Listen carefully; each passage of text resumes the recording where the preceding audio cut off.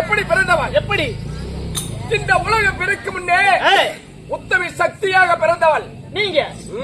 அல்டும் தாயே, எப்படி எப்படிமா பிறந்தீங்க? இந்த உலகமே பெரும் நீர்ச்சி உள்ள உலகமாக இருந்தது. எந்த பக்கம் பார்த்தாலும் ஜலமயமாக இருந்தது.